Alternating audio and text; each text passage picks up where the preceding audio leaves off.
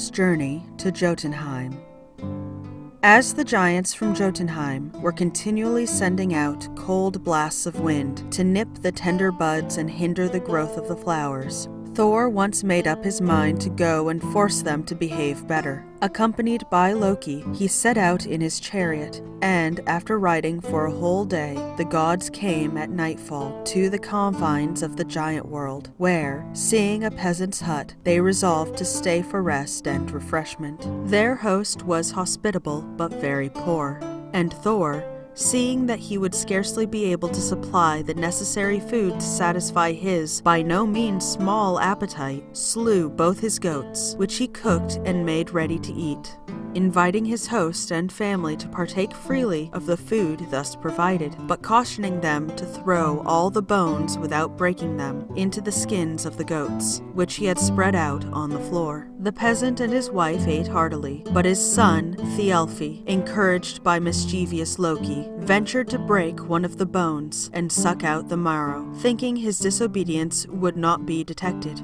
On the morrow, however, Thor, ready to depart, struck the skins with his hammer Mjolnir, and immediately the goats sprang up as lively as before, except that one seemed somewhat lame. Perceiving that his commands had been disregarded, Thor would have slain the whole family in his wrath. The culprit acknowledged his fault, however, and the peasant offered to compensate for the loss by giving the irate god not only his son Thialfi, but also his daughter Roxva to serve him forever, charging the man to take good care of the goats, which he left there until he should return, and bidding the young peasants accompany him. Thor now set out on foot with Loki, and after walking all day, found himself at nightfall in a bleak and barren country, which was enveloped in an almost impenetrable gray mist. After seeking for some time, Thor saw through the fog the uncertain outline of what looked like a strangely shaped house. Its open portal was so wide and high that it seemed to take up all one side of the house. Entering and finding neither fire nor light, Thor and his companions flung themselves wearily down onto the floor to sleep, but were soon disturbed by a peculiar noise, and a prolonged trembling of the ground beneath them.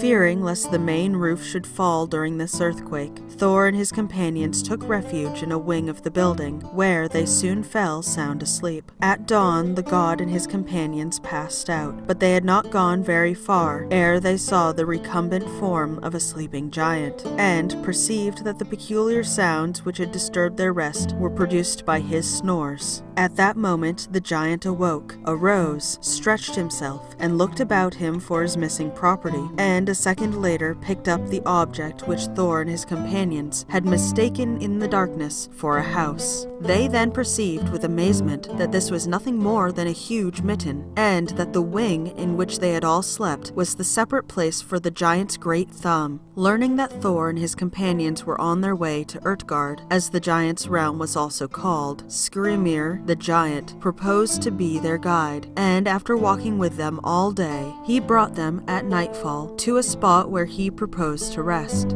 Ere he composed himself for sleep, however, he offered them the provisions in his wallet, but in spite of strenuous efforts, neither Thor nor his companions could unfasten the knots which Skrymir had tied. Skrymir's thongs seemed to thee hard, when at the food thou couldst not get, when in full health of hunger dying. Seaman Zeta Throp's translation.